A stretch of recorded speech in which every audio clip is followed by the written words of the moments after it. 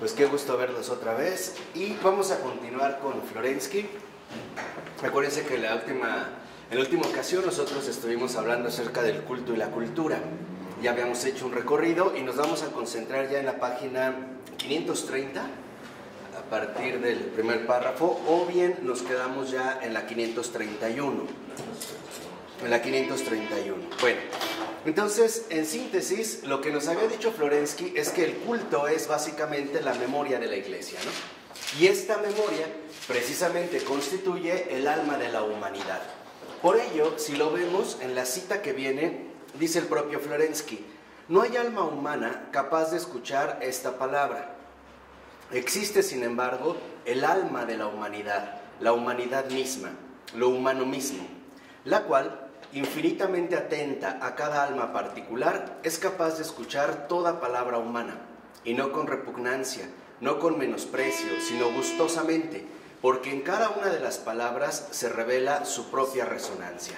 Sí, un hombre es demasiado sordo para poder escuchar las palabras que me queman por dentro, pero lo humano puro es la iglesia, que no desdeña mis susurros más lastimosos.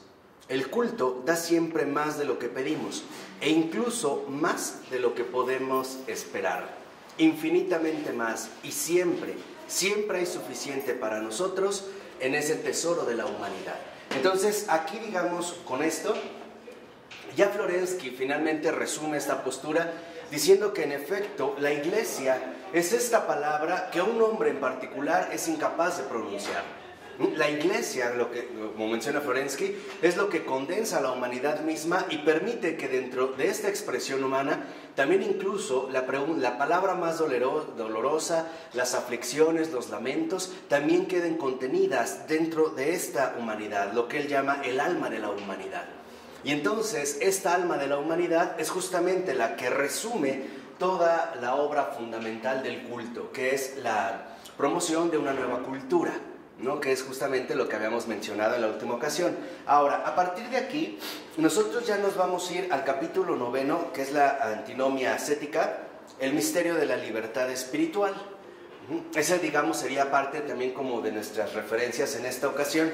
Y dice a partir del tercer párrafo, y esto es nada más como una breve síntesis, dice Florensky que la persona se encuentra en su condición terrena en la zona intermedia, en tensión entre el pecado y la integridad, que ya en su momento lo vimos nosotros.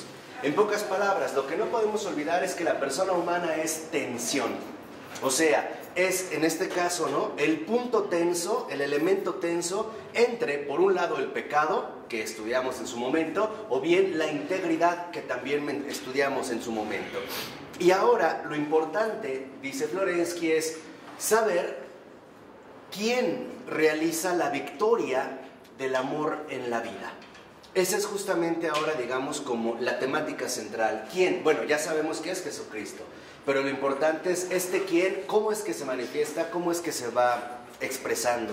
Por ello, es importante reconocer dos cosas: cómo y quién realiza precisamente la victoria del amor en la vida, ¿no? Entonces, se trata que nuestra vida, en efecto, sea coronada por el amor. Y ya habíamos visto en un momento cómo este amor no se refiere únicamente a las condiciones naturalmente humanas del hombre, sino un amor que rebase precisamente nuestros propios límites. Por ello, en la 534, en el segundo párrafo, dice el texto: efectivamente, para superar el límite inferior del pecado y situarse en una tensión creativa hacia el límite superior, el hombre ha de encontrar el símbolo de su propia salvación, un anticipo visible de su propia plenitud personal, un infinito actual que concentre todos sus esfuerzos y justifique la dinámica de la búsqueda personal de realización y equilibrio con todas sus contradicciones. Este símbolo real será el rostro de Cristo, y la tendencia a la salvación se verterá en la búsqueda de la propia persona en su plenitud ideal. Entonces, aquí ya estos términos que hemos mencionado ya nos tienen que resultar familiares, porque ya los abordamos en su momento. Solo basta mencionar que aquí vamos a hablar de esta plenitud, o sea, el triunfo del amor en la vida. Vamos a tratar de ir entendiendo precisamente cómo es que se realiza, porque esta plenitud es precisamente lo que cada persona está llamada a alcanzar. Por eso, en esta plenitud se dan dos momentos particulares. Un momento negativo. ¿Cuál es este momento negativo? La superación del pecado, ¿no? Que es precisamente parte de la ascética. Y otro positivo. ¿Cuál es este momento positivo? Primero dijimos superar el pecado en sentido negativo y después en sentido positivo orientar toda nuestra existencia hacia el Logos encarnado. O sea, pasar en este caso del pecado a la presencia de Cristo, ¿no? Dejar el pecado atrás para poder orientar nuestra vida en Cristo. ¿Y por qué? Porque dice también Florensky que en realidad solo en Cristo está la salvación, porque solo Él es el Logos, el sentido que vence al caos en el espíritu y también en la vida objetiva del cosmos. Entonces, esto es, digamos, lo que ahorita nosotros vamos a ir indagando en esta tensión, son precisamente los caminos que nos conducen al encuentro con Cristo. Entonces, en un primer momento, nosotros vamos a subrayar los caminos del encuentro con Cristo.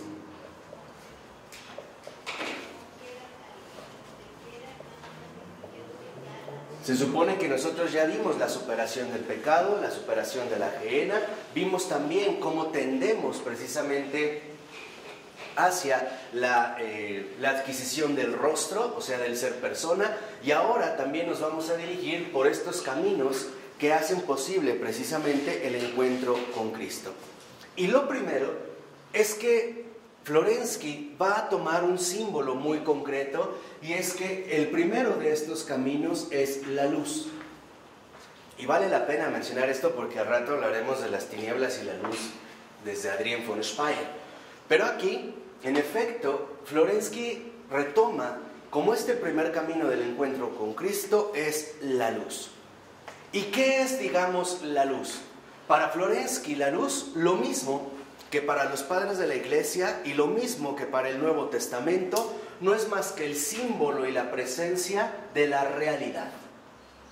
Esta es la luz. O sea, para Florensky, la luz es símbolo y presencia de la realidad.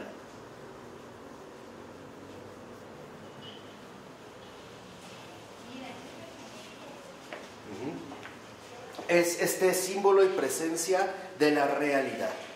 Pero aquí es donde también Florensky, como un gran experto en la complejidad de la realidad y sobre todo en la profunda complejidad de la realidad espiritual, nos va a poner sobre aviso con respecto a la luz ilusoria.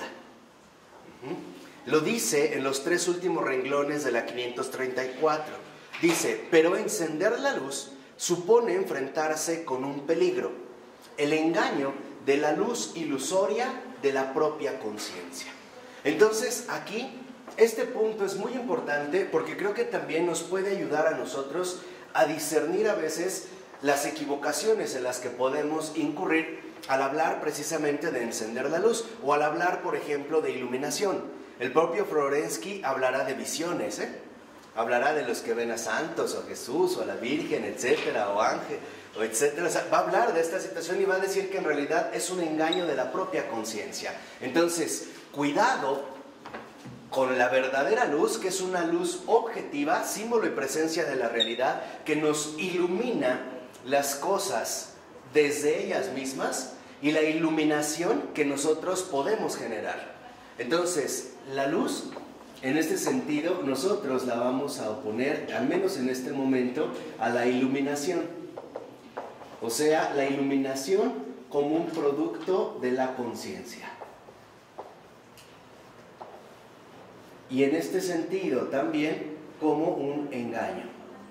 Ahora, no solo vamos a hablar de las cuestiones de visión, o sea, estas iluminaciones, o incluso vamos a decirlo así, apariciones, no, sino que también vamos a hablar de algunos criterios que la propia conciencia puede asumir y que en realidad no vienen de la luz, sino que son precisamente productos de un engaño.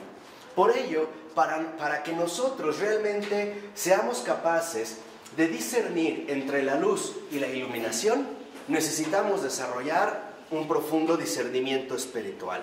Y lo primero es la invocación y la apertura a Cristo, ¿no? Entonces, el primer punto para el discernimiento espiritual es invocar a Cristo.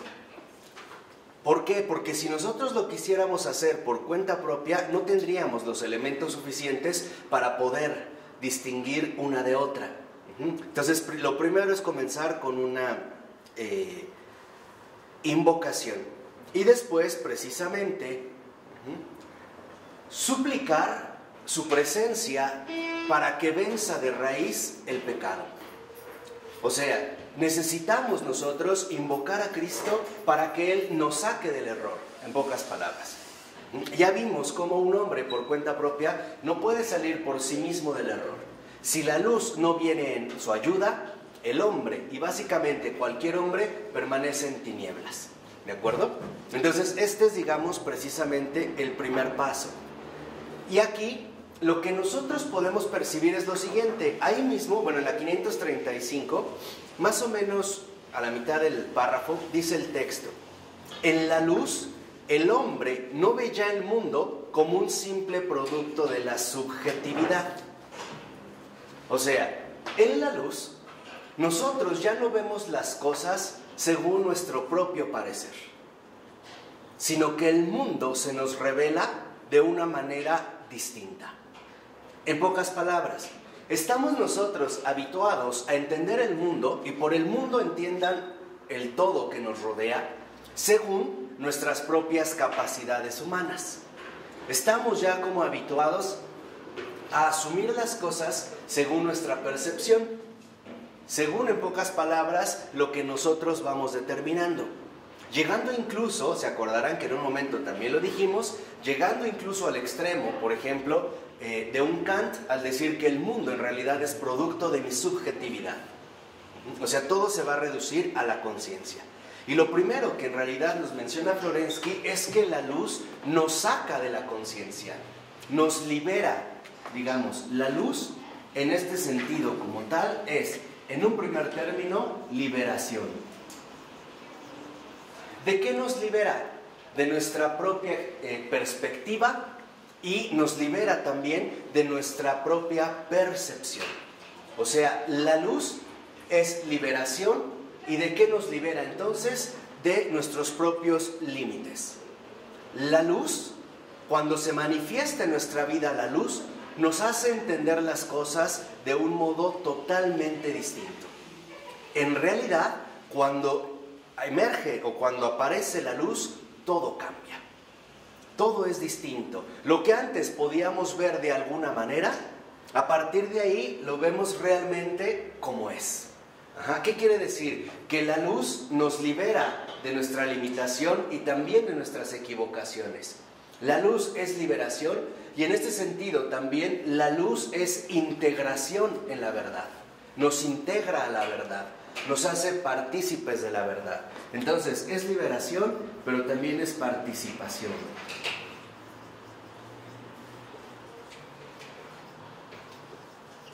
Acuérdense, por ejemplo, de San Pablo, ¿no? Después de que la luz le sale al encuentro, todo para él ha cambiado. Todo cambió. Todo. O sea, le queda claro, por un lado, el error en el que estaba, y por otro lado, la verdad a la cual ya pertenece. De tal manera que cuando la luz, ¿no?, desciende, o cuando la luz se manifiesta, todo cambia.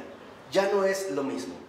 Nosotros en realidad ya no tenemos los mismos criterios que anteriormente, por ejemplo, podríamos llegar a tener. Ya no. La luz, en pocas palabras, nos inserta o nos hace partícipes del mundo divino, de ese otro mundo que también está aquí, pero que no vemos. Y en realidad no lo vemos porque eclipsamos la luz con nuestra propia iluminación. Por ejemplo, cuando una persona se aferra a sus propios criterios o prejuicios, definiendo las cosas según un modo particular. El que dice, para mí las cosas son así y así, y se acabó. En realidad, él no permite el acceso a la luz. Y esto lo vemos también en San Juan. ¿Por qué? Porque las tinieblas no reciben la luz, ¿se acuerdan? Y la luz vino al mundo y las tinieblas no la recibieron. ¿Por qué? Porque en efecto el que permanece en su iluminación, está ya cómodamente instalado en su propia ilusión. Ahí está el ilusionismo. O sea, una persona que diga tener visiones, incluso va a despertar la fuerte tentación de considerar que tiene algo especial. Y que lo desengañen de esto le puede resultar incluso doloroso. Por eso a veces no nos exponemos a la luz. Entonces, esto por una parte. Y de tal manera que entonces lo que hace la luz es descubrirnos el ser. Ya no en la iluminación nos quedamos con el aparecer. Aquí ya no. Aquí en la luz lo que se manifiesta o lo que se revela es el ser. De tal forma que entonces nosotros adquirimos unos nuevos ojos. Y no es por nosotros mismos, sino es porque el ser se nos está manifestando precisamente en su verdad.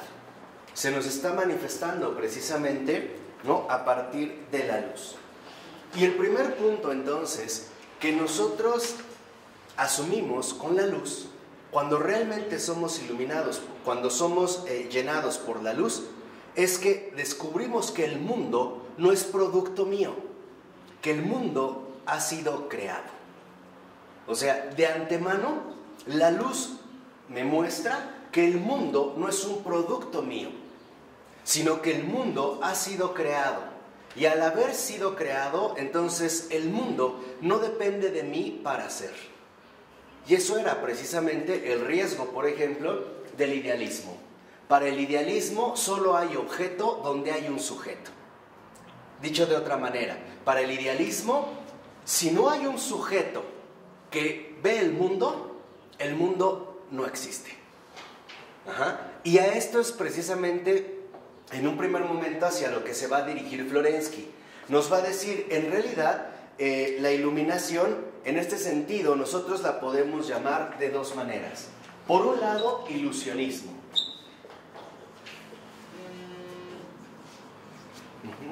Parece que en efecto nosotros caemos en el engaño del ilusionismo. O sea, definimos las cosas no a partir de la luz, sino a partir de nosotros mismos. Y ahí es cuando ya de entrada quedaríamos nosotros precisamente atrapados en nuestras redes. Y por otro lado también Florensky le llama perspectivismo.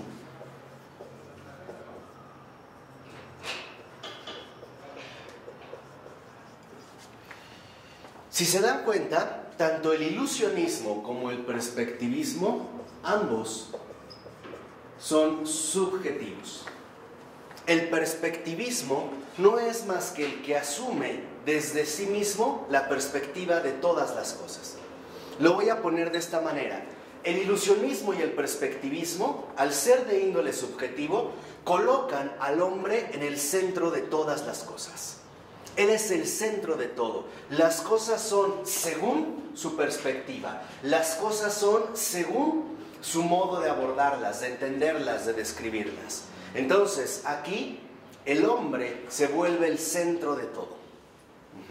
Por decirlo así, el mundo es por él, en base a la perspectiva que él va a asumir. Aquí no. Aquí el ser precisamente nos hace salir tanto del ilusionismo como del perspectivismo. O sea, la luz, en pocas palabras, nos libera de nuestra propia subjetividad. ¿Por qué? Porque el ser es siempre objetivo. Cuando, por ejemplo, una persona puede estar ya muy obsesionada en su ilusionismo, en su perspectivismo, en una determinada situación, dependerá de que los demás le muestren objetivamente la verdad, para que la pueda ir reconociendo gradualmente. O sea, para que pase del perspectivismo o del ilusionismo finalmente a la ¿qué? A la luz. Por ejemplo, una cosa es que una persona o nosotros mismos podamos formarnos una cierta perspectiva, una cierta idea acerca de algún asunto en particular. Pero eso en realidad no agota las cosas.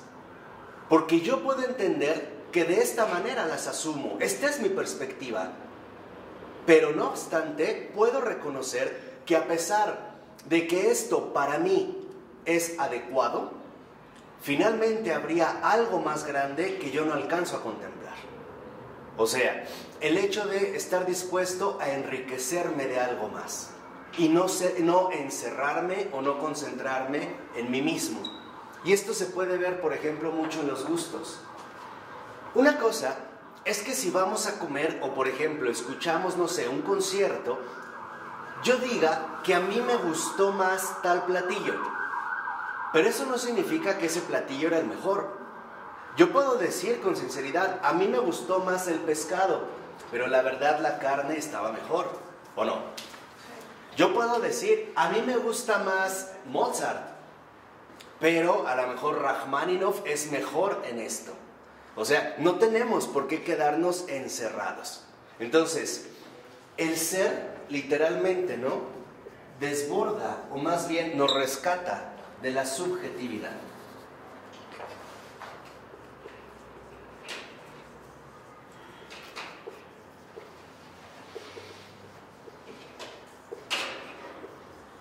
Por eso es que habíamos insistido tanto nosotros en la objetividad, en lo que es precisamente en este sentido algo objetivo. Y aquí es donde entonces nosotros ya empezamos a darnos cuenta cuál es básicamente el propósito fundamental que Florensky pretende desarrollar. ¿Cuál es? Va a tratar de contraponer el realismo, o sea, el realismo eclesial, al ilusionismo contemporáneo, o sea, a la subjetividad moderna. Este es, digamos, el propósito. ¿Por qué? Porque incluso hemos llegado a tal grado de perspectivismo que hemos incluso también fomentado culturalmente un relativismo. El mundo es como cada quien lo defina, ¿no? Según su perspectiva. Hasta hay quien dice, ¿no? Es que es algo así como, según cada quien ve el mundo como le fue en la feria, o una cosa así por el estilo. Cada quien habla como le fue en la feria, ¿no? Algo así. O sea, en pocas palabras, lo que realmente va a insistir en este sentido Florensky es que el ser a nosotros precisamente nos conduce al realismo. O sea, a darnos cuenta de cómo son las cosas. No cómo las suponemos, no cómo las hemos definido, no cómo nos agradan o no incluso cómo es que nos hemos ilusionado con las cosas. ¿Por qué? Porque en realidad el ilusionismo es un engaño. Es el ilusionarte falsamente con tus propios criterios y por lo tanto privarte al mismo tiempo de la luz, del ser, de vivir de este realismo. Y este realismo para Florensky es en este sentido un realismo eclesial. Por eso es que habíamos hablado nosotros del culto. ¿Vamos bien? Entonces, en este primer paso, lo que precisamente Florensky va a hacer es a separar el realismo del ilusionismo, a distinguir claramente el ser del ilusionismo, la verdad objetiva que como luz nos transforma por completo, y el ilusionismo subjetivo que en realidad nos puede conducir a serios errores. Por ejemplo, ¿cuántas veces en nuestra vida ordinaria no nos hemos equivocado precisamente por el ilusionismo? Y nuestra excusa es que yo pensé que tal cosa, es que yo supuse que tal cosa, es que desde mi perspectiva esto era lo mejor, y vemos que en realidad no salió así, ¿no? Entonces, este es, digamos, precisamente el paso que ahora Florensky va a realizar. ¿Y por qué lo va a realizar? Porque Florensky considera que el ilusionismo y el perspectivismo, y en efecto tiene toda la razón, hoy en día han adquirido el estatus cultural. O sea, se han vuelto ya nuestra forma de cultura dominante. Cada quien que piense lo que quiera. Cada quien que hable desde donde quiera. Y por lo tanto hoy vemos que no hay una comprensión, ¿no? Se han roto precisamente los lazos o los puentes profundos de comprensión, porque para poder comprendernos necesitamos estar en algo neutral, o sea, en algo objetivo, que nos vincule precisamente mutuamente. El ejemplo más claro de esta comprensión objetiva es el dolor. Cuando, por ejemplo, tú ves a una persona sufrir por algo en particular, tú dices, yo lo entiendo, yo pasé por ahí. Pero no le dices, es mi dolor. No es cierto. Te sales y dices, claro, yo sé de qué situación se trata. En pocas palabras, sé lo que es atravesar por algo así. Y eso nos reúne. Eso en efecto nos acerca mutuamente, ¿no? No hablamos de dolores individuales. El dolor no es privado, ¿eh? El dolor no es algo privado. O sea, el dolor es una experiencia en común. Y por eso es que podemos hablar de él. Lo mismo que, por ejemplo, de la alegría. En general. O sea, lo que quiero que entiendan es que el dolor no es, incluso diría este filósofo Ludwig Wittgenstein, el dolor no es un lenguaje privado, ¿no? Incluso para hablar de dolor necesitamos siempre un contexto social. Necesitamos reglas de lenguaje que en efecto todos compartimos. O sea, no hay este dolor en efecto privado. Ahora, en este sentido, en efecto, con lo primero que va a comenzar Florensky es con la noción de perspectiva. Lo primero que él, en efecto, va a estudiar es la noción de perspectiva. ¿Y por qué? Porque para Florensky, tanto el ilusionismo como el perspectivismo constituyen una concepción del mundo.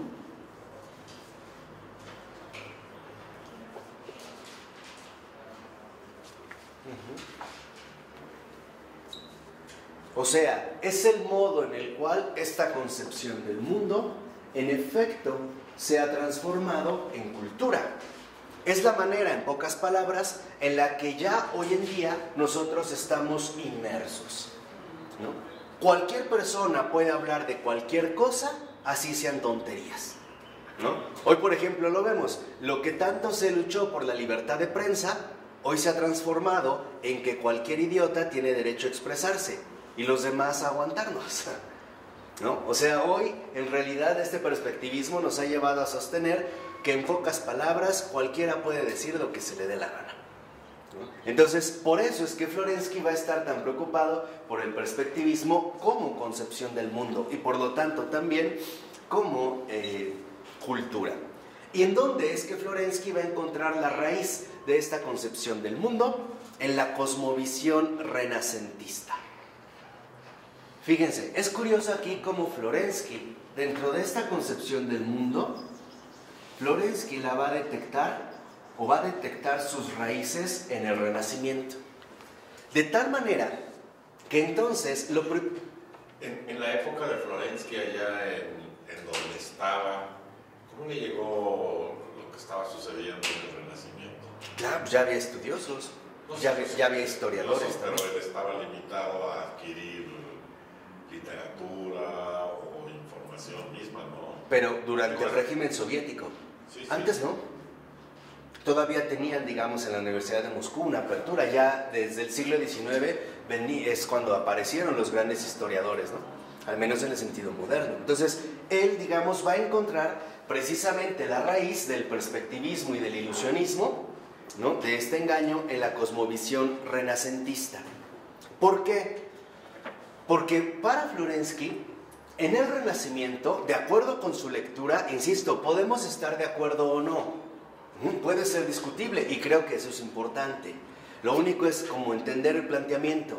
Florensky considera que la cosmovisión renacentista se dio una tendencia clara a sustituir la percepción inmediata y directa del mundo por productos abstractos de la racionalidad. O sea, para Florensky, en el Renacimiento, pareciera que hubo una tendencia clara a dejar de lado el ser por una abstracción, o sea, por un producto subjetivo. Ya en el Renacimiento ya no se busca precisamente conservar esta intuición objetiva, directa con el mundo, sino que ahora, en efecto, a partir del Renacimiento, de acuerdo con Florensky, empiezan a darse abstracciones como sustitutos de este contacto directo con el mundo, ¿no? En pocas palabras, el mundo empieza a ser desplazado por el sujeto. en el Renacimiento, y en efecto hay indicios de esto, ya no se va a contemplar tanto la objetividad del mundo creado, sino que ahora pareciera que hay una cierta inversión. Y poco a poco lo que empieza a emerger más claramente es el papel central del sujeto en el mundo. A tal grado que, por ejemplo, un gran renacentista como Giovanni Pico della Mirandola empezará a hablar del hombre como un microcosmos. ¿Qué quiere decir? Que en pocas palabras pareciera que en el Renacimiento ya el mundo no es lo primero. Ahora es el hombre en lo que se va a empezar a concentrar dicha atención. ¿Queda claro? Este es el primer paso. ¿Pero no es eso la filosofía? No toda. ¿No? Por ejemplo, si leyéramos algunos autores medievales, veríamos que en efecto sus reflexiones filosóficas siempre van por el mundo, por algo objetivo. Y ellos más bien se esfuerzan en encontrar una cierta expresión adecuada a esta presencia directa del mundo. Aquí no, lo vamos a ver ahorita en particular con el arte. Pero lo que quiero que vean es que en efecto, tal parece que es cierto que en el Renacimiento se empieza a desarrollar una concepción del mundo donde en el centro aparece el hombre.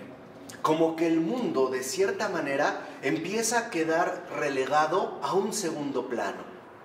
Y por ello se va a empezar a sustituir al ser por estas abstracciones racionales del sujeto pensante.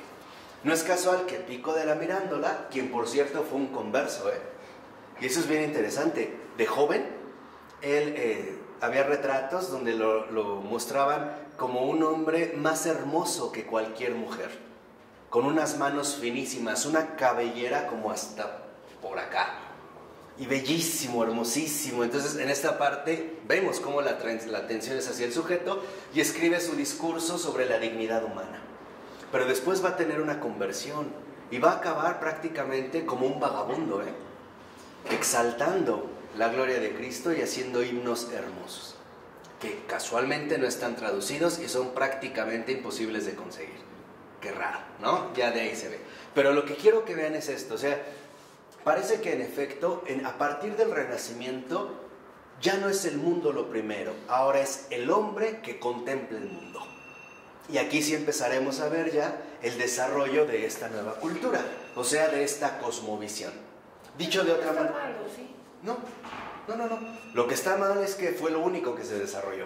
Lo demás no. Se perdió de vista el objetivo, el ser. Entonces, dentro de este renacimiento, lo que vemos surgir es una cosmovisión. Sí, pero es una cosmovisión de un marcado acento antropológico. Ahora es el hombre el que está en medio del universo. Es el hombre precisamente el que ahora va, o es el encargado, de acuerdo dentro de esta concepción, a interpretar al mundo.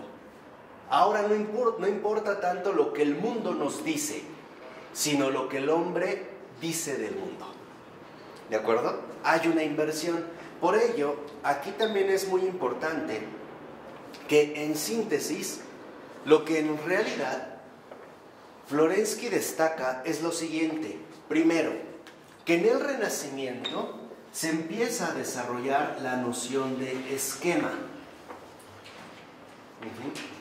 ¿Qué sería un esquema? El esquema sería justamente un sustituto irreal del mundo. En pocas palabras, estos esquemas serían justamente una mera ilusión de realidad. Empezamos a realizarlo todo de manera esquemática y ahorita van a ver precisamente la importancia que esto tiene. El esquema sería un sustituto de la realidad, de lo real. Y eso hoy lo seguimos viviendo. Por ejemplo, para que quede claro de lo que estoy hablando. Hoy en día, cuando la gente por lo regular habla del agua, básicamente lo que nosotros tenemos más presente es un esquema. Y el esquema es H2O. 2 moléculas de hidrógeno más una molécula de oxígeno. Ese es un esquema. ¿Por qué es un esquema? Porque en realidad es una ¿qué? Abstracción. Es un esquema conceptual, ¿no? Es en este sentido un sustituto de la realidad, pero que a nosotros mentalmente nos funciona bastante bien. ¿De acuerdo? Entonces, aquí, dentro de esta línea que hemos seguido, en efecto, podríamos decir entonces que para Florensky, a partir del Renacimiento, tal parece que el hombre ya no quiere la luz. Ahora el hombre quiere más bien su propia iluminación. Y en lugar de ir por un camino simbólico, presencial de la realidad, empezará cada vez más a desarrollar una concepción del mundo que en último término no es más que un producto intelectual de su propio pensamiento.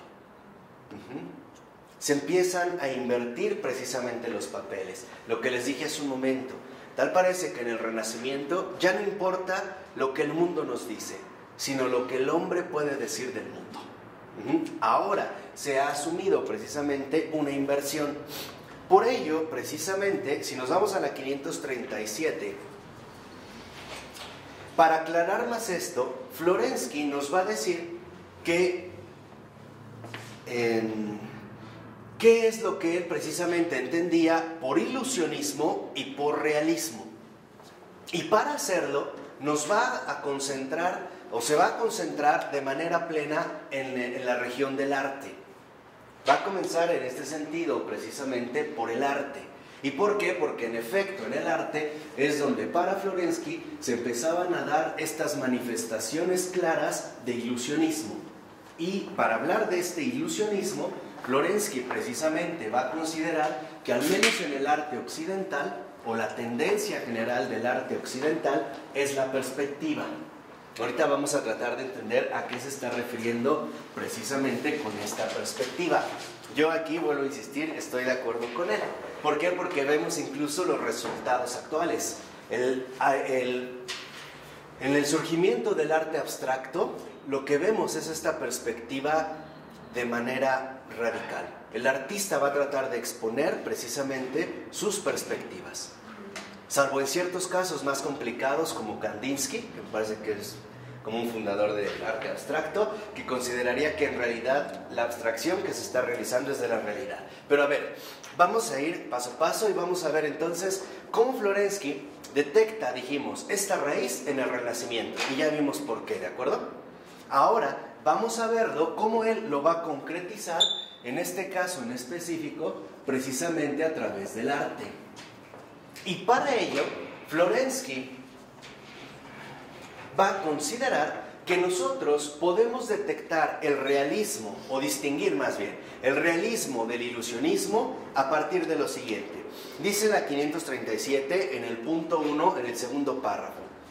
Comienza Florensky distinguiendo las dos facultades que han dado origen a los distintos tipos de arte, la vista y el oído.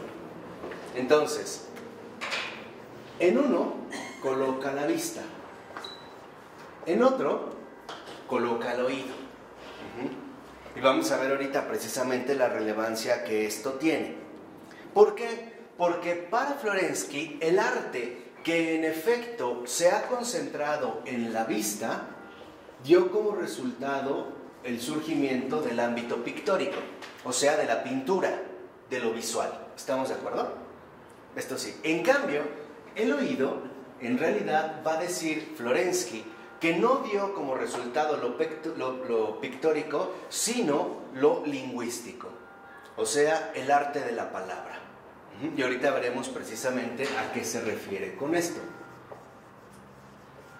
En el caso precisamente aquí emerge la palabra. Ahora, en último término, para Florensky, ya sea la vista, ya sea el oído, representan actitudes. Actitudes que el ser humano, y en particular el artista, asume en su relación con el mundo. Este sería precisamente el segundo paso. Y en último término, Florensky va a considerar que si el arte se va por el ámbito de la vista, terminará en el ilusionismo.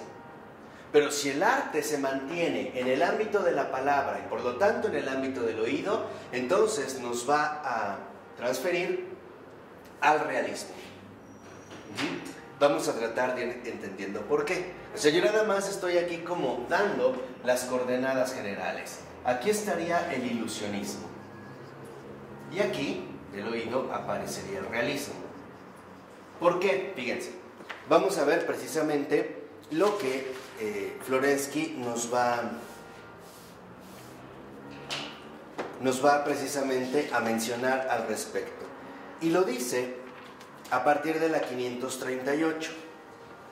Dice en esta cita, a partir del cuarto renglón, dice Florensky: si no comprendemos que todo acto de cultura es realidad, es decir, que proporciona a nuestra conciencia realidad, no estaremos en disposición de reconocerle unos valores interiores y una verdadera humanidad. Entonces, para empezar, Florensky reconoce que si nosotros no le damos a la realidad un valor objetivo, entonces no nos va a aportar absolutamente nada. Y más bien vamos a suponer que nosotros somos los que le damos valor justamente a este mundo.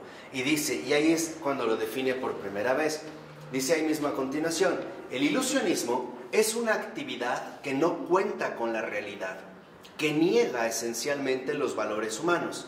El hombre singular se encierra aquí en lo subjetivo y corta de este modo todo vínculo con la humanidad y con ello con la naturaleza humana.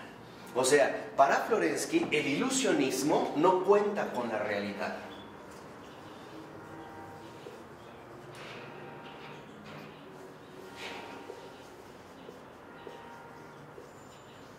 O sea, todo lo pictórico para Florensky era ilusionismo. No. Vamos a verlo ahorita adelante. O sea, a grandes rasgos, lo primero que él define es que el ilusionismo no cuenta con la realidad. No es más que una elaboración visual del propio sujeto. Esto lo vamos a ver ahorita que precisamente él hable de la perspectiva. Y vamos a ver cómo en efecto su crítica se dirige básicamente a la cultura visual que en Occidente ha predominado. Y es verdad. Hoy nosotros, en efecto, al menos en Occidente, estamos dominados mucho más por la vista que por el oído. Hoy, por ejemplo, incluso piensen en el Facebook. El Facebook es visual, es lo que tú ves, pero tú no escuchas realmente lo que esta persona tendría que decir. Lo vemos en el ámbito de la compra y venta de mercancías, de autos, la publicidad, la mercadotecnia, la televisión, los comerciales, el propio arreglo corporal, la propia vestimenta, se dirige hacia lo visual. Y qué bueno que llegó mi niña Martita, porque aquí creo que ya también podemos discutir un poco más. Pero en efecto, ¿no? Para Florensky, la característica esencial del ilusionismo es que no cuenta con la realidad, es una abstracción subjetiva. Yo nada más les voy a adelantar algo muy sencillo, para que empiecen a ver hacia lo que va Florensky. Lo que él considera es que en el arte occidental no se respeta, en pocas palabras, el valor profundo de la realidad, sino que se simplifica en determinados esquemas que visualmente nos parezcan aceptables. En pocas palabras, cuando, por ejemplo, Velázquez pintó las Meninas y nosotros lo vemos, para empezar vemos el interior de una estancia muy grande, donde hay mucha gente, donde él mismo se está como autorretratando y hasta vemos un perro. Pero todo esto ocurre en un espacio muy reducido. Ojo, no concuerda con la realidad, pero no es por el tamaño, es porque en realidad el cuadro, o sea, lo que nosotros vemos, está adaptado a la perspectiva del artista. Con las limitaciones del tamaño del óleo. Del óleo. Pero aún así, estas limitaciones, en pocas palabras, es como obligar al ojo a ver lo que tiene que ver y cómo lo tiene que ver. Y tiene razón. O sea, dentro del perspectivismo, consideramos entonces, en un primer momento, que el ilusionismo no cuenta con la realidad porque en efecto lo pictórico tiene sus propias reglas de representación. No es que Florensky esté rechazando o despreciando el arte occidental. No, lo que Florensky está en este caso destacando es que hay de por medio dos concepciones diferentes del mundo. Por eso él va a hablar también del icono. Ahorita vamos a ir, déjenme avanzar un poquito. Pero lo que quiero que vean es hacia dónde se dirige la observación de Florensky. No se dirige a desacreditar el arte occidental, se dirige a destacar que detrás de este arte hay un fundamento. Y este fundamento es un fundamento abstracto. ¿Por qué? Porque está adaptado a la propia perspectiva del artista. Habla de esquemas, ¿no? Exacto. Él nos habla de esquemas. Claro, es que no llegaste a ver aquí es el esquema. Hechos a la realidad oriental. Pero vamos a ver por qué. Vamos a tratar de entender por qué. Entonces, en este sentido, en efecto, el esquema aparece como un sustituto de la realidad, donde yo puedo, por ejemplo, incluso limitar el tamaño de una enorme cordillera a un cuadrito de 20 por 20. Ahí está claro que no es que esté alterando la realidad, es que ahí se está manifestando precisamente la perspectiva del artista, en base a lo pictórico, o sea, en base, en este caso, a lo visual. Estas proporciones de fondo son los esquemas con los que él cuenta para poder realizar su trabajo. O sea, es un esquema, o sea, es un sustituto de la realidad por una abstracción mental.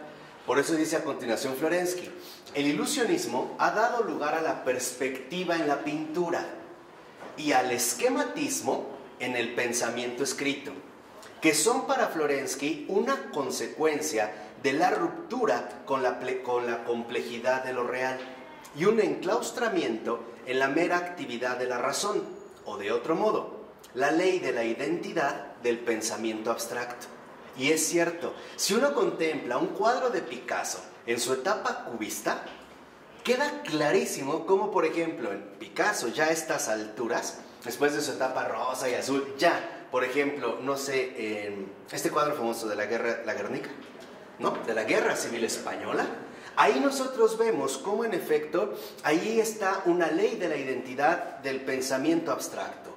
O sea, ahí ya la razón, en este sentido, ha dado paso a una ruptura con la complejidad de lo real. Ajá. Ojo, vuelvo a insistir, no es que Florensky esté diciendo al carajo el arte occidental, no. Lo que está diciendo de fondo es de qué manera han emergido dos concepciones del mundo tan diferentes. Y no crean que solo es un aspecto que Florensky defiende. Por ejemplo, me voy a adelantar aquí para que lo vayan como amortiguando, pero en el caso del oído y la palabra, los poetas griegos sí eran respetados como autoridades, incluso por encima de los filósofos, como Homero, como Hesíodo. No era porque sus poemas eran producto de su creatividad artística, es porque habían sido recibidas por inspiración. O sea, el poeta había sido interpelado por las musas. El poeta no inventó nada. El poeta solo se dedicó a ¿qué? A escuchar. Relata mortal, bla, bla, bla. Y entonces, al recibir, él lo único que hace es, en este sentido, precisamente, transcribir. Con la poesía moderna, y sobre todo con alguna de la poesía contemporánea, esto no se da. Lo que nosotros a veces vemos en los poemas contemporáneos es en efecto una perspectiva que el artista está indagando y que a veces nos pierde porque también es un camino explorativo para él. Hoy nadie se atrevería a decir que escribe inspirado por unas divinidades. Ya no. Antes sí, o sea, antes en la antigüedad, si Homero es Homero, y si Homero fue Homero para los griegos, y si Homero alcanzó tal relieve, es porque Homero no habló por cuenta propia. A Homero le hablaron las musas. O sea, los dioses escogieron a este pastor, era un pastor, escogieron a este hombre mortal para comunicar a los hombres las cosas divinas. Y por eso era autoridad. El poeta en la antigüedad es el número uno en la escala social. ¿Por qué? Porque el poeta es el elegido. El poeta no habla por cuenta propia. O sea, los poemas de Homero no tienen un esquema. Los poemas de Homero son una narrativa. Y una narrativa que en efecto profundiza en la complejidad de lo real a partir de los símbolos que presente. Si uno lee con atención la Ilíada o la Odisea, bueno, que hay que tener como mucho tiempo y muchas ganas, ¿no? O un don para poder leerlas, veremos que en efecto, en Homero, no todo se tiene que ajustar a un esquema, sino que más bien es la riqueza de lo real la que en efecto va llenando poco a poco estos contenidos. Lo que de fondo está manteniendo Florensky es que, a diferencia del realismo, la perspectiva, y más en sentido reciente, desde el Renacimiento, que es donde la ubica Florensky, me parece que tiene razón, de fondo es subjetiva. Cuando valoramos hoy en día una obra de arte del Dr. Atl o cualquier paisajista, no estamos valorando su fidelidad al Popocatépetl, sino su técnica o su capacidad expresiva realizada en un cuadro. O sea, lo que a nosotros nos puede agradar o desagradar es el esquema adoptado, si fue adecuado o inadecuado. De tal manera que una persona en estos momentos puede acercarse a un autor de arte abstracto y decir, no entiendo nada. ¿No? O sea, no tiene como este acceso precisamente al esquema que se ha adoptado. Y de fondo, y aquí es lo que le preocupa a Florensky, y lo dice en el siguiente párrafo, dice, por lo que respecta a la perspectiva, y esto es de lo que estamos comentando en este momento, por lo que respecta a la perspectiva en cuanto a actitud que refleja una tendencia espiritual, es que supone una absolutización del propio punto de vista. Y es cierto, en la perspectiva, un artista hoy le llamamos estilo, pero el estilo, en el sentido en el que hoy nosotros lo poseemos, no es más que la absolutización de un punto de vista. Para Botero, en sus cuadros, su punto de vista es que las cosas son así y tiene todo el derecho de presentarlo así. Por eso habrá algunos que no compartan este esquema. Por eso hoy para nosotros en Occidente vemos un cuadro y por lo regular, ¿qué es lo que decimos? Me gusta, no me gusta. Lo que de fondo estamos expresando es mucho más complejo que esto. Cuando yo digo ante un cuadro, me gusta o no me gusta, lo que estoy diciendo es, no comparto su punto de vista acerca de las cosas. No me dice nada. O sea, esto es lo interesante, que Florensky reconoce que la perspectiva, tal y como se desarrolló en Occidente a partir del Renacimiento, no es más que la absolutización del propio punto de vista. Hoy, de manera más fina o de manera más engañosa, le llamamos estilo. Y hoy decimos, ¿no? Un pintor tiene un estilo, otro pintor tiene otro estilo, pero aquí lo que detecta Florensky, y tiene razón también en este sentido, es lo siguiente, que la tendencia espiritual de Occidente se empobreció por el perspectivismo.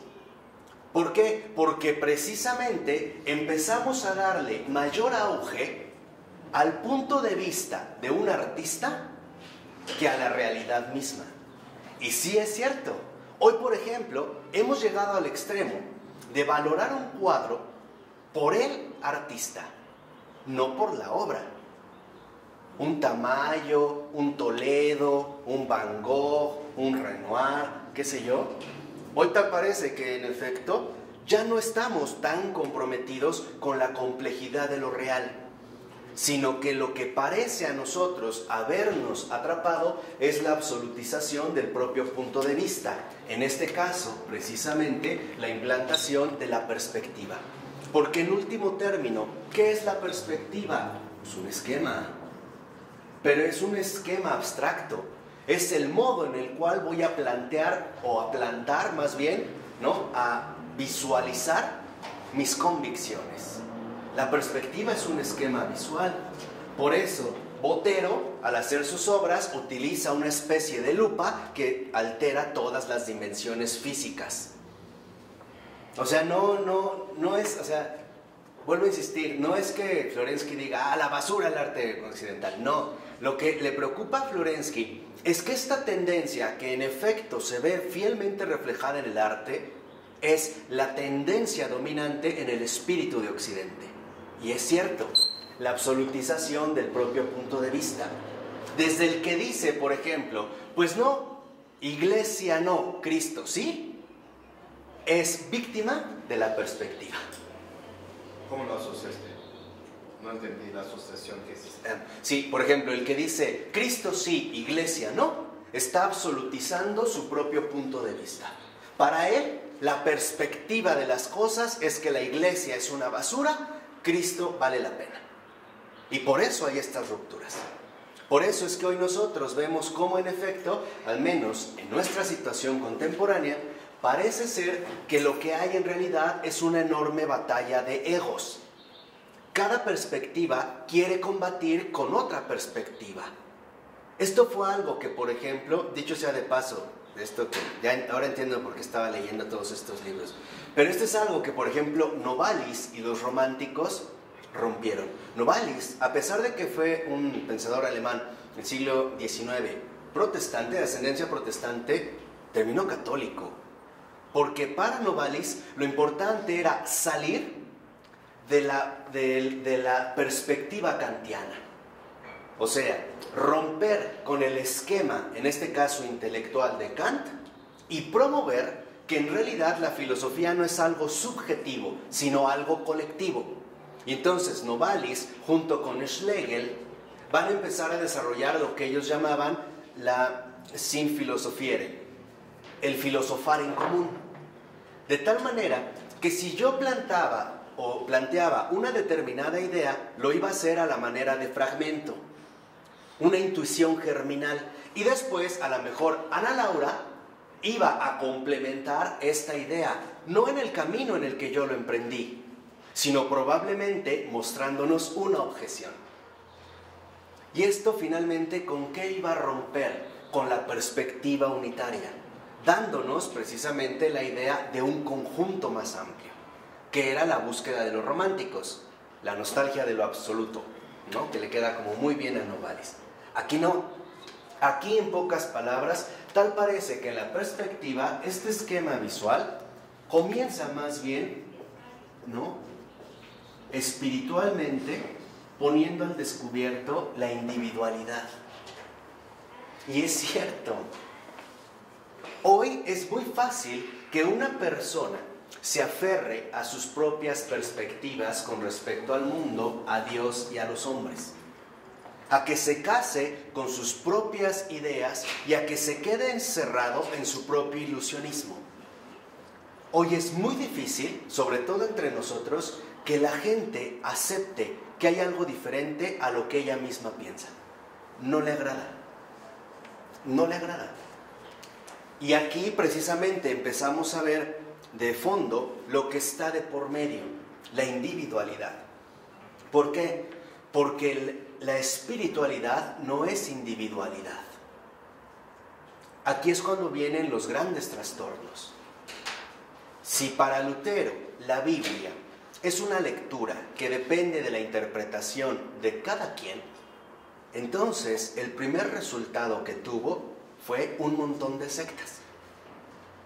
Y no es casual.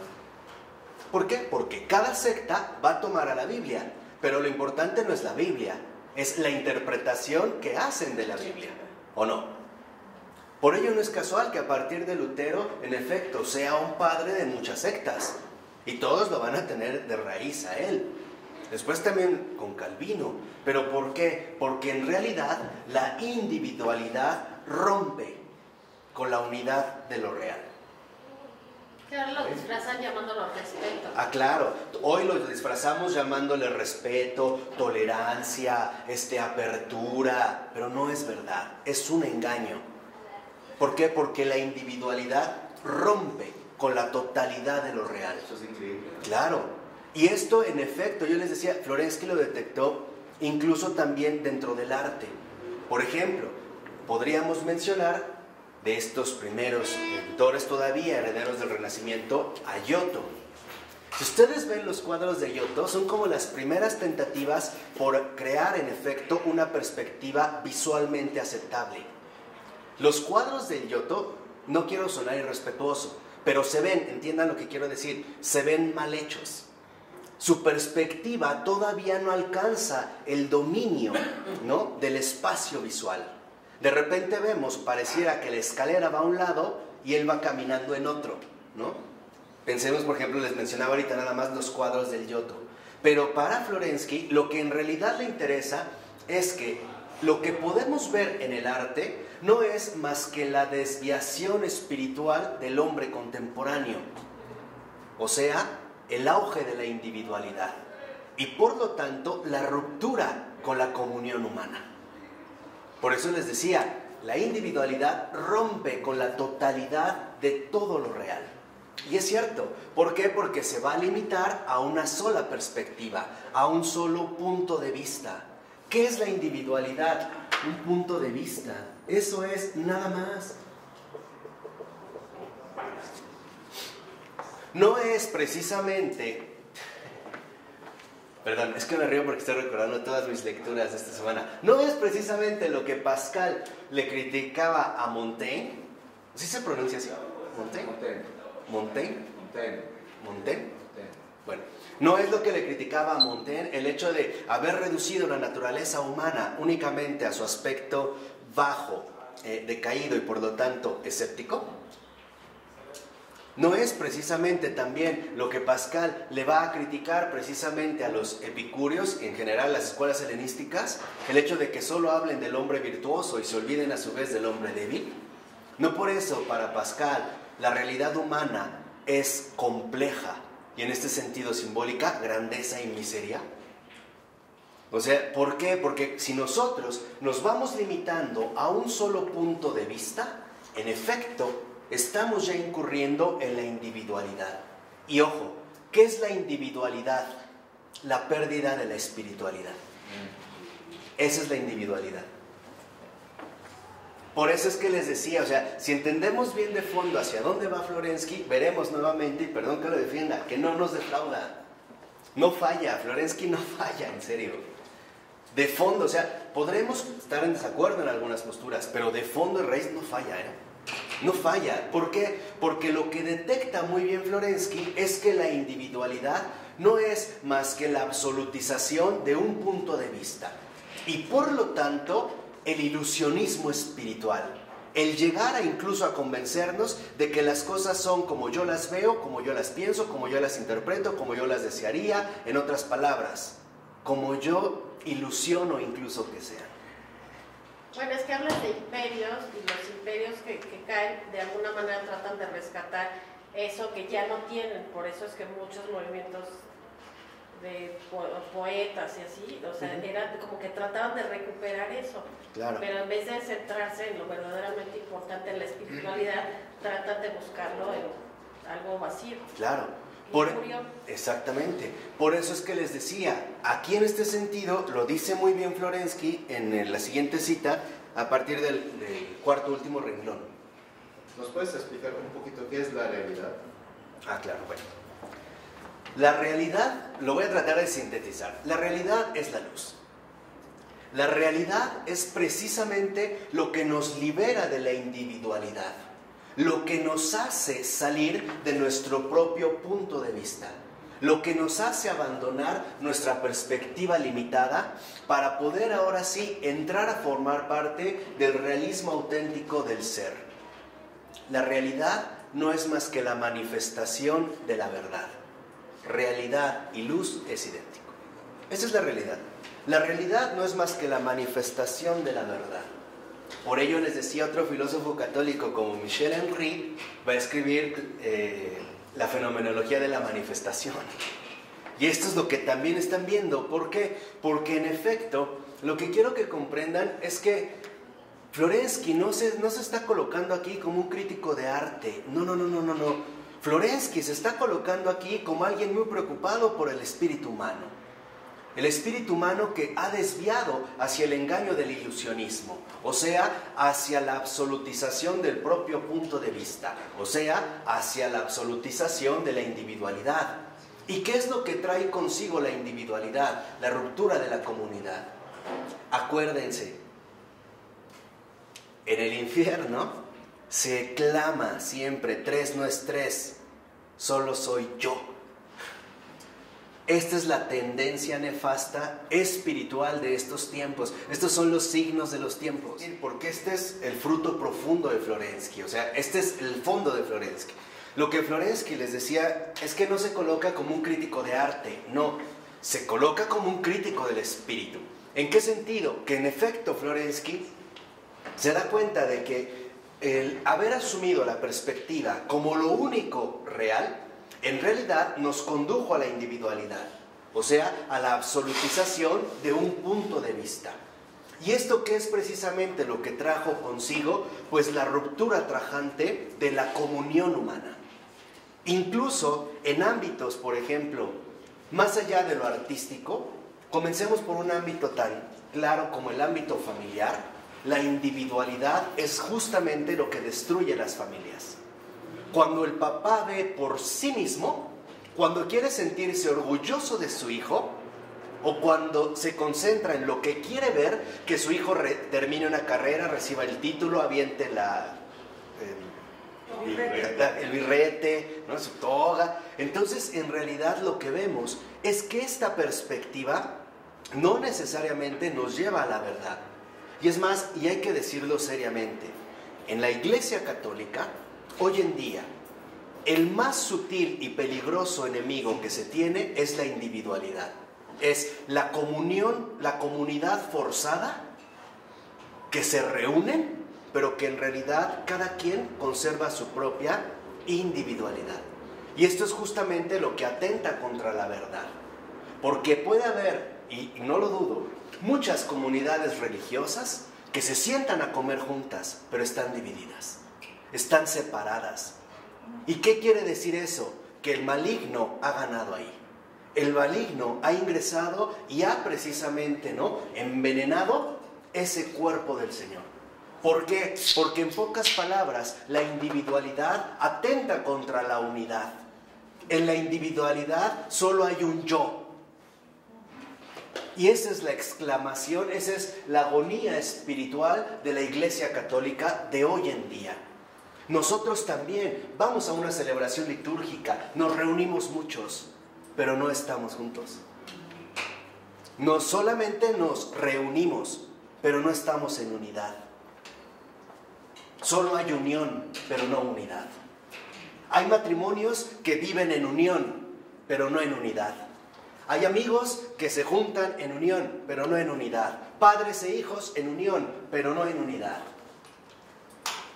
Cristianos que dicen amar a Jesús y están en unión con Jesús, no en unidad con Jesús.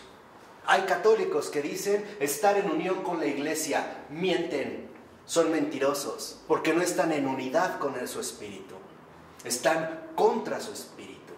¿Y dónde se ve precisamente el resultado? En los daños que traen consigo. Cuando un cristiano dice que va a renovar la Iglesia y es un santo, ha resultado ser un hereje, un apóstata y alguien que ha traído consecuencias terribles. Ustedes chequen cualquier santo, cualquiera, de cualquier época, incluso sin que se hayan leído, y verán cómo concuerdan. Pueden hacer matices, pero en el fondo están compartiendo precisamente un mismo espíritu. Y esto es precisamente hacia lo que se dirige Florensky. En pocas palabras, ¿qué es lo que está denunciando Florensky al hablar de la perspectiva? La anulación de la comunidad. La comunidad es precisamente la comunión, la común unión de los hombres. Un mismo cuerpo y un mismo espíritu, un solo corazón. O lo voy a poner ya de manera más tajante y para que oigan bien. La individualidad es anticristiana. La individualidad va contra Cristo. No viene del Espíritu de Cristo. Acuérdense, por eso Florensky nos enseñó tanto que la verdadera dinámica de la existencia cristiana es primero Él, después tú, al último yo. Aquí es al revés. Primero yo, después tú, a ver si me entiendes, y al último Dios, que probablemente ni existe, ¿no? Se ve precisamente una inversión profunda. Y esta fue, digamos, la denuncia que en su momento los lectores de Florensky no alcanzaron a comprender. pero nosotros ya. Por eso les decía, en una ocasión decía Florensky, yo creo que me adelanté como 50 años. Saquen las cuentas. Saquen cuentas. Vean, o sea, lo que quiero que entiendan es que lo que está aquí de por medio no es una mera disputa artística. No, lo que está de por medio es la salvación de las almas. Eso es lo que está de por medio. ¿Por qué? Porque cuando no se tiene un verdadero espíritu en común, entonces la individualidad ha ganado la batalla. Y cada quien va a jalar por su lado. Y lo peor, ni siquiera lo va a hacer abiertamente, lo va a hacer secretamente, en el interior podrido de su corazón. ¿Y dónde se van a ver los resultados? En la comunidad de la cual participan. Veremos serpientes mordiendo los corazones. Veremos demonios burlándose de esas comunidades, pisoteándoles y escupiéndoles a la cara. Y ellos seguirán en la ilusión, en el engaño, en el ilusionismo, de que creen que por llevar un hábito religioso se entra al paraíso con disfraz. No, pues es muy piadoso. Mentira. El hábito no es un disfraz para entrar al paraíso. Al contrario. Ahí van a ver que por más que se quisieran arrancar el hábito, ya no podrán.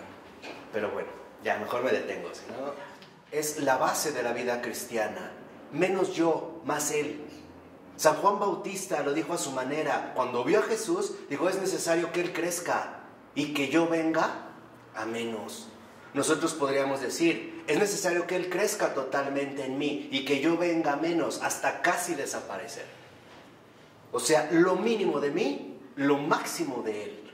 ¿Por qué? Porque en efecto, tal parece que no alcanzamos todavía a percibir las nefastas consecuencias que se desprenden del hecho de asumir la perspectiva como un esquema definitivo.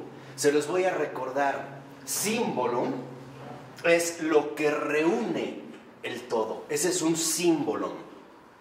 Diabolon, de donde viene diablo, es lo que divide.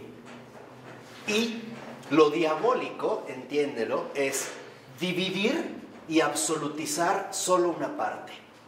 Eso es lo diabólico en este sentido. O sea, eso es lo diabólico de la individualidad. La individualidad, lo que tiene de diabólico es la afirmación de decir, solo yo. Es esto, o sea, estamos hablando, iniciamos al comienzo afirmando que íbamos a hacer un discernimiento espiritual. Lo estamos realizando. Por eso es lo que les decía, o sea, lo diabólico espiritualmente de la individualidad es que absolutiza solo una parte, solo yo. Y esa no es la verdad. ¿Por qué? Porque es dividir y quedarme solo con algo. Quedarme en efecto solo con un solo aspecto. Al rato lo veremos con Adrián von Speyer, pero esto me parece que también es el riesgo en el que incurrió, más bien el error en el que incurrió Calvino. Quedarse tanto con el pecado y la culpa y hablar de la predestinación, que en efecto es perder de vista la misericordia y el amor de Dios para quedarse con el peso insoportable de la culpa. Esa es la tentación diabólica. Espiritualmente, la tentación diabólica es que absolutiza solo un aspecto de las cosas y nos quiere evadir o nos quiere perturbar perdiendo de vista la unidad mayor de la realidad. En pocas palabras, en este sentido espiritual, la individualidad es una terrible tentación para el alma humana. ¿Por qué? Porque lo desconecta del ser. Lo saca de la verdad y lo encierra en sí mismo, como el diablo. Solo yo. Acuérdense cuando el Señor decía, ¿cómo prevalecerá el infierno si está dividido contra sí mismo? Y eso es lo que vemos, o sea, cuando Florensky está hablando de la perspectiva, no lo está haciendo desde un punto de vista artístico, como si fuera un crítico de arte. No es esto lo que Florensky está analizando. Lo que en realidad está analizando es la implicación espiritual, precisamente, de la perspectiva. En este caso, la repercusión espiritual de la individualidad. O sea, la individualidad va contra la verdad, porque la verdad es una, no son muchas. Acuérdense cuando Florensky nos dijo que el pecado estalla en 1000 pedazos y cada pedazo a su vez se vuelve a despedazar en otros 1000. Son fragmentos y fragmentos infinitamente divididos. Entonces, para terminar este discernimiento, ¿qué es lo que provoca la individualidad? La división. La división entre unos y otros. De tal manera que la perspectiva asumida quede como si fuera lo único real. Como si no hubiera efectivamente nada más allá. Por eso lo dice en los últimos 4 renglones. Florensky, 538. El punto de vista en la perspectiva es el intento de la conciencia individual de desprenderse de la realidad, incluso de su propia realidad. Por eso dice en la 539, en el segundo renglón, todo el sentido de este punto de vista perspectivista, de este locus standi, consiste en la exclusividad, en la singularidad. Un punto de vista en la perspectiva es un puro sinsentido, porque en el momento en que se declara a un punto exclusivo en el tiempo y en el espacio como el único punto de vista, se le sustrae esta significación a todos los otros puntos de vista. O sea, la perspectiva, en este sentido de esquema, que lo estamos vinculando o haciendo este discernimiento, precisamente en su auge a partir del arte, no es más que excluir todo lo demás. Eso es justamente lo que conlleva el solo yo. Por eso, para Florensky era tan importante que se ahondara profundamente en esta cuestión precisamente de la perspectiva. Por eso, para Florensky, queda claro que en último término, un punto de vista tiene ante todo un carácter negativo. ¿Por qué? Porque nos desvincula de todo lo demás que hay. Miren, para que se den cuenta de lo que estoy hablando y para que vean cómo en efecto los signos del espíritu son claros, un autor tan extraordinario como Hans Urs von Balthasar es un hombre con una cultura de verdad sobrenatural, tal cual, prácticamente ha leído todo y de todo, y bien. O sea, no solo lo leyó, o sea, lo leyó bien. Y él se dio cuenta, en pocas palabras, que en efecto lo católico, la católica, como debería de ser el sentido real en latín, la católica consiste en captar la universalidad de lo real, aún en su tremenda complejidad. De tal manera que, por ejemplo, una de las cosas hermosísimas en von Balthasar, es que él se dio cuenta de que la verdad no requiere ser dividida, partida, sino reintegrada en un conjunto mayor. Por eso él va a hablar de que la verdad es sinfónica. Y dentro de esta sinfonía, a la luz del todo, precisamente a la luz de esta totalidad, es que se puede finalmente alcanzar un vislumbre del ser de las cosas. O sea, acercarse cada vez más a la realidad. Y aquí vemos la diferencia con un Hegel. Hegel va a desarrollar un sistema filosófico del espíritu absoluto, la totalidad. Pero ¿cuál es el problema hegeliano? Que es una totalidad subjetiva. O sea, la totalidad hegeliana es, en último término, ¿una qué? Una perspectiva.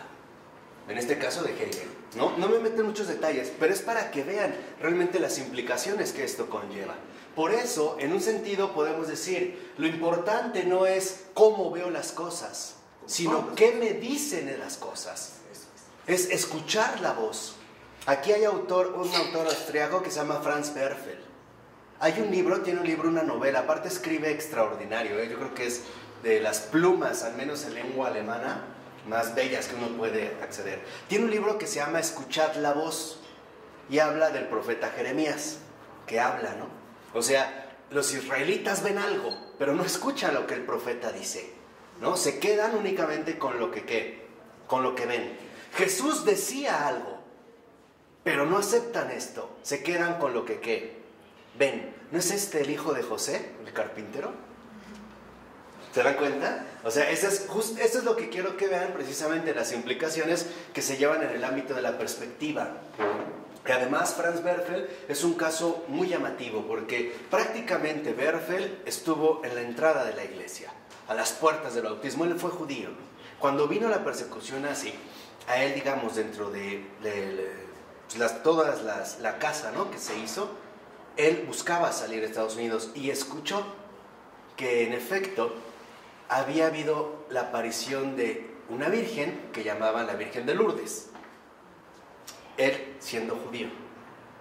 Y en su ansiedad fue a Lourdes y le dijo: señora, yo no te conozco, yo soy judío, no creo en ti, pero si tú me sacas de esta, escucha, ve nada más, ¿no? Yo te prometo que al llegar a Estados Unidos escribo tu historia y escribo la biografía de esta niña, Bernadette Soubirous, que entró en contacto contigo y salió. Lean también de Franz Werfel la canción de Bernadette y verán cómo empieza ahí. Él lo dice, él es judío. Esto lo escribí por esto, o sea, este milagro que aconteció. Y habla como un judío que ha sido escuchado por esa buena madre. No, y vean qué belleza. Miren, léanlo, de verdad. Vale la pena la canción de Bernadette para estos días. Y estamos hablando de alguien que en efecto, en el caso también de Franz Werfel, se da cuenta de que no todo depende de su propia perspectiva. Franz Werfel ya no se queda cerrado, digamos, a lo que ve de las cosas, sino que ahora él se ha abierto a un mundo donde lo que importa no es lo que se ve, sino lo que no se ve, pero es real. En toda la obra de Franz Werfel siempre está presente lo invisible, que es en último término lo que importa. Y aparte escribe re bonito, en serio, de verdad, pueden leer algo de Franz Werfel, es extraordinario. Pero aquí precisamente es lo que nosotros debemos de tomar en cuenta. No estamos criticando el arte, estamos viendo lo que se ha infiltrado en la concepción del mundo. Dicho de otra manera, estamos haciendo un discernimiento claro de la condición actual del espíritu humano, donde se ha dejado precisamente encerrar en la propia individualidad. ¿Por qué se separa Lutero de la iglesia? ¿Por qué hace un cisma? ¿No es por su perspectiva de las cosas? Véanlo, no les estoy resumiendo este aspecto. Y vamos a decir que no eran ciertas muchas cosas que decía, claro. ¿Y quién fue el primero que las denunció? El propio Señor. Lean a Santa Catalina de Siena y verán cómo ella es la que primero reclama lo que Lutero dice, pero con una gran diferencia. Catalina de Siena no parte de su perspectiva, parte de la verdad. Y por eso renovó a la iglesia, no la destruyó. En pocas palabras, ¿qué esconde la individualidad? Destrucción. Por eso dice igual ahí en la 539, en el último párrafo, por su parte, ¿no? En el campo de la facultad del oído, la autoafirmación ilusionista del propio punto de vista le corresponde el esquema, que pretende situarse a la realidad simbólicamente presente con el nombre. Y dice Florensky, la construcción de un esquema en el campo de la palabra es un reflejo del presupuesto de la comprensión irrealista del lenguaje, la lucha contra los nombres. La construcción de un esquema parte, como la perspectiva, del presupuesto de la negación de la realidad y pretende dar en la palabra, en vez de la realidad, una ilusión de la realidad, un como si, que ha de ser aceptado como realidad, pero que no solo no es tal, sino que según su naturaleza niega la realidad en su esencia. O sea, ¿qué es, digamos, aquí lo que interesa darnos cuenta cuando habla de la palabra? Que no escuchamos, sino que vamos precisamente a intercalar nuestra propia interpretación o perspectiva. Y aquí lo vemos claramente. Si se van a la 540, en la nota, lo que sería aquí la nota 11, desde el primer renglón, en la nota a pie de página dice: han profanado la palabra de Dios descomponiéndola en líneas y palabras. Han disgregado el lenguaje en sonidos, han desmenuzado el organismo en moléculas, han descompuesto el alma en un haz de asociaciones y en una corriente de estados psíquicos. Han declarado a Dios un mero sistema de categorías. Han disuelto absolutamente todo en términos, todo en elementos, los cuales a su vez se han ido disolviendo y no han dejado de la realidad auténtica más resto que la ilusión de la forma y nada de contenido. Y esto es justamente lo que ha ocurrido, ¿no? O sea, todo se ha dividido, de tal manera que entonces los esquemas, o lo que nosotros llamamos en este sentido esquema, como un sustituto de la realidad, parecen cada vez más, ¿no?, irse desarrollando y por lo tanto irse dividiendo cada vez más y más y más. Yo nada más quiero mencionar un ejemplo. Cuando se habló del átomo, es un modelo, ¿no? El centro y los rayos. Bueno, después ya tiene este esquema, después dijeron, no, es que tiene que haber otros subátomos. Entonces ya en las órbitas ya no hay solo neutrones, protones, positrones, sino que hay sub, bla, bla, bla. Y entonces dentro de esto tiene que haber otra, y otra, y otra, y otra. Ya sabemos que lo que se disgrega es lo que carece de ser, o sea, lo irreal. ¿De acuerdo? Esta sería precisamente la irrealidad de la individualidad, la disgregación. El no alcanzar precisamente un punto de sustento. ¿Por qué? Porque carece de fundamento. Por eso dice en la 540, y aquí es ya donde Florensky lo menciona abiertamente. Dice a partir del 4 del inicio: la dinámica espiritual del esquema es idéntica a la de la perspectiva. Dice Florensky, el esquema no podría darse en vez de la realidad si no insistiera en su propia exclusividad singular y no negase cualquier otro sistema. Efectivamente, si admitiese otro esquema, la conciencia tendría entonces que admitir también otro centro para la construcción del esquema, en el tiempo, en el espacio, y consiguientemente también alguna realidad fuera de sí misma, fuera del aquí y del ahora. Dicho en otras palabras, el que realmente quiera superar la perspectiva, la individualidad, debe de reconocer que en el centro no está el yo, que hay otra cosa, que es el ser. Quien también en este sentido se percató muy bien de ello en un primer momento fue Husserl. ¿Quién? Husserl. Cuando Husserl desarrolla la fenomenología, al menos en sus investigaciones lógicas, 1 y 2 de 1900, ya estoy como muy erudito, ¿no? Bueno, es nada más para verlo, ¿no? Pero cuando desarrolla las investigaciones lógicas, 1 y 2, el intento de Husserl era precisamente salir de la individualidad propia del sujeto y ahora buscar la donación del objeto, la aparición del fenómeno, el percatarse cómo se da el objeto. De tal forma que entonces, en este sentido, precisamente Husserl busca superar el yo a través del fenómeno. No va a comenzar por el yo, va a comenzar por el objeto. Y también podríamos hablar de una especie de ascética fenomenológica. ¿Cuál es la ascética fenomenológica? O de Husserl, la epogé. Poner entre paréntesis todos nuestros prejuicios, conceptos concebidos, y lo único que diría Husserl es: vamos a poner atención. Y lo interesante en Husserl es que no se trata tanto de qué vemos, sino de qué escuchamos. ¿Qué nos está diciendo la realidad de sí misma? ¿Cómo se está dando? Este es el gran Husserl. Yo no sé por qué después regresó a Descartes, pero bueno, ¿no? Aquí, esto es lo que quiero que comprendan, o sea, que en efecto, para poder superar la perspectiva, tenemos que reconocer que el centro no somos nosotros, que las cosas no se reducen a mi propio punto de vista, que las cosas no son como las veo, como las imagino, como me gustarían, que las cosas son infinitamente más grandes de lo que yo puedo llegar a concebir, incluso también de lo que yo pudiera empezar o llegar a desear.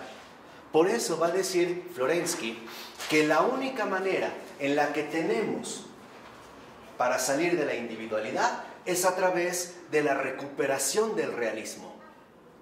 ¿Por qué? Porque en el realismo las cosas se manifiestan igual para todos.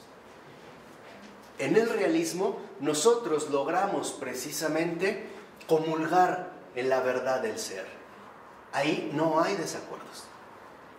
Puede haber discrepancias en algunos detalles, pero cuando estamos literalmente en el realismo, reconocemos que un sol es un sol y no un punto luminoso que quema mis pupilas. No. Ahí la cosa está clara. Por eso dice en los dos últimos renglones Florensky del siguiente párrafo: la realidad es concedida solo a la vida, a la relación viviente con el ser concreto.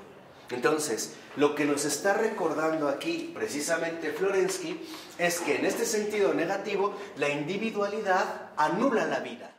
¿Por qué? Porque la vida no es así.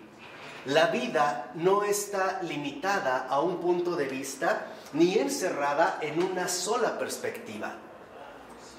Yo le puedo decir que es el pecado contra el Espíritu Santo.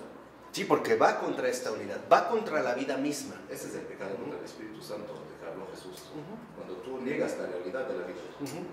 Sí, o sea, va contra la verdad, va contra esta unidad viva. Entonces, lo que nos está, en este sentido, recordando Florensky es que la vida no se reduce a un solo esquema y no se reduce a un único punto de vista.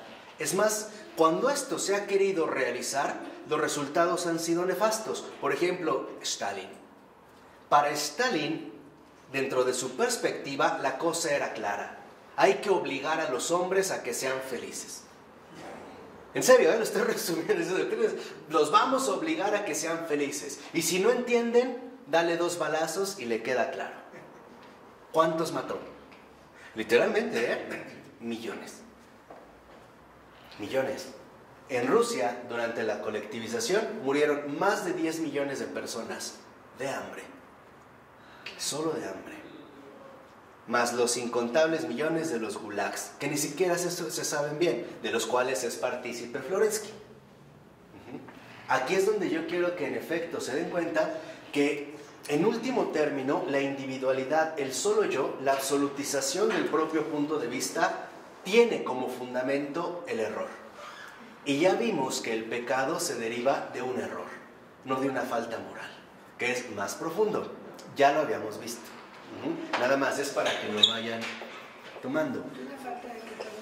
Que una pera falta moral. No, hay un error. ¿Qué quiere decir? Que en efecto la absolutización del propio punto de vista tiene como base un error. ¿Cuál es el error? La negación de la complejidad de la vida en su manifestación integral e incluso también, como muy bien lo vio von Balthasar, dramática. No podemos minimizar las cosas, tenemos que asumir su dramaticidad, su aspecto dramático, vida y muerte, sufrimiento, dolor, también alegría y gozo, día y noche, arriba y abajo, cansancio, juventud, plenitud, senectud. O sea, no podemos nosotros buscar reducir las cosas a una sola perspectiva. Y este es el problema. Insisto, cuando esto se ha querido realizar, de verdad, los resultados han sido terribles, terribles. Mientras un autor no nos ayude a recuperar la objetividad, no nos va a hacer nada bien. Por eso fíjense ya ahora lo que dice de la vida, en la última cita. Dice, la vida es un incesante derrocamiento de la autoidentidad abstracta. En la cita, en la última, los últimos renglones. La vida es un incesante derrocamiento de la autoidentidad abstracta. O sea, la vida nos libera de nosotros mismos. Por eso dice, un constante morir a la singularidad. Morir a mí mismo. La vida, precisamente, me recuerda una y otra vez que las cosas no son según mi punto de vista. No son así. ¿Cuántas veces no te has equivocado en tu vida diciendo, perdón, es que yo pensé, es que yo supuse, es que yo creí?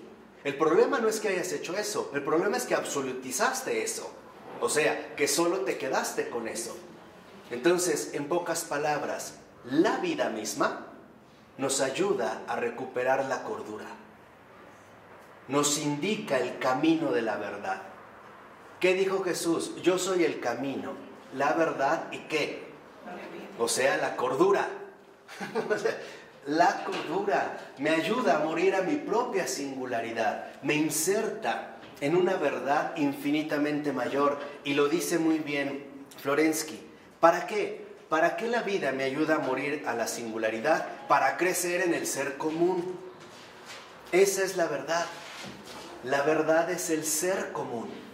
De tal manera que entonces la perspectiva, la individualidad, el solo yo, nos niega el ser común. Y por eso es que se empiezan a gestar infinitos conflictos. En las familias, en las sociedades, en las relaciones humanas, en monasterios, en conventos, en comunidades religiosas, en todos lados. ¿Y por qué? Porque en efecto el ser común es la realidad misma. Para ir sintetizando, el ser común no es más que la luz de la vida. El ser común es la luz de la vida. El ser común es la realidad misma. El ser común es nuestra salvación. ¿Por qué? Porque en efecto nos va a librar de nuestras propias limitaciones. Y esto es precisamente a lo que apunta Florensky. Que en último término, tal parece que lo que se llama perspectiva, como lo hemos descrito, no hizo más que anular el ser común. Y se empezaron a desarrollar finalmente, ¿no?, puntos de vista particulares y lo peor, absolutizados, que nos dan la apariencia de que en efecto no hay nada más, ¿no? Que nos dan la apariencia en efecto como si de eso lo fuera todo. En la 541, a partir del quinto renglón de la cita de Florensky dice: de este modo, en el ser común, nos congregamos como familia, como generación, como pueblo, etc. Nos unimos en la humanidad y abrazamos en la unidad de lo humano al mundo entero. Del mismo modo, cada acto fundador de comunidad es una recolección de puntos de vista y de centros de construcciones de esquemas. Aquí, Florensky tal parece perfilar una idea extraordinaria. La verdad involucra la comunión de diversos puntos de vista. Se va alimentando progresivamente de una cooperación mutua. Por eso el Papa Benedicto XVI escogió como lema cooperadores de la verdad. No dijo negadores de la verdad, cooperadores de la verdad. La verdad está en todas partes, solo hay que saber buscarla. Y para encontrarla tenemos que estar familiarizados con ella. Es decir, tenemos que ser seres de luz para que podamos decir, ahí está la verdad, en uno de sus aspectos. Esto es justamente lo que nos puede ir enriqueciendo. Y esto es lo que habíamos dicho al inicio, el realismo eclesial. El realismo eclesial en esta eclesia, en esta reunión de los que han sido convocados, no es más que la convocación plena de todas las cosas a la luz de la verdad. Nada puede escapar a la verdad. Nada, ni nadie. ¿De acuerdo? Razonen un poquito en esto. Bueno, vamos a dejarlo hasta aquí. En nombre del Padre, del Hijo y del Espíritu Santo.